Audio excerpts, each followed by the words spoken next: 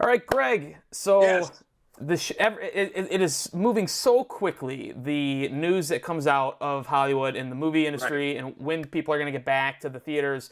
Right. Even right after we aired, we had announced that Tenet was delayed till July 31st. Well, hmm since we last talked, it's now been pushed back into August. Uh, Wow. as these movies continue to get pushed back and back and back, it looks more and more like we're not going to have a summer movie season at all. Uh, Right. However, there has been the resurgence of really a nostalgic kind of a thing in the movie hmm industry, which is the whole resurgence of the drive-in theater. Uh, Right. what do you think about all the the love that people are having for going back to the drive-in?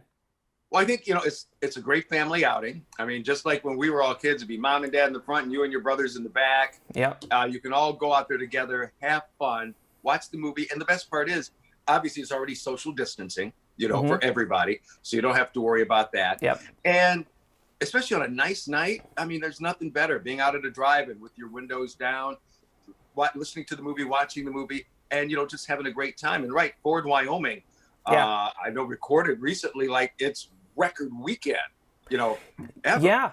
It was the And number one movie theater, or theater, I guess, the number one facility in the country yeah, last weekend. And of the now clearly there's not a lot of movie theaters open, so it's right, kind of skewed. But I think like something like 70 out of the top 100 grossing venues that past weekend were all drive-in theaters, and they've been popping up all over the place.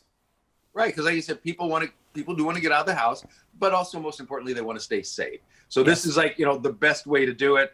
And I don't know if they're doing it the way they used to do it way back when you pull up in the car, it's just two of you. They get inside, open up the trunk, and three buddies get out.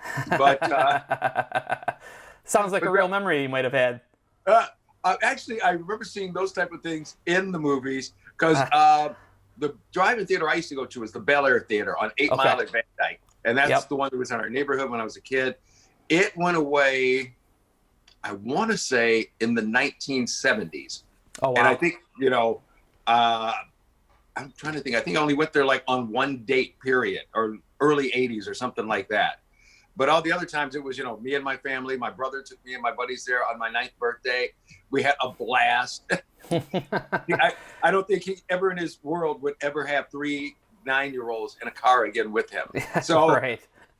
Yeah, I remember. For me, it was the Mount Clemens Drive-In, oh, which was just right on the corner of Gratiot and Hall Road. And I mean, I was young, but I do remember. I have some of those memories of going there, and just yeah, I think, and that's what I think is kind of cool. Prior to the whole pandemic, there's a big wave of nostalgia. They're yeah, remaking all of our favorite shows. yeah. Uh, so I do feel like the drive-in was just kind of something that maybe it was waiting to come back anyway, but this, of course, definitely pushed it on.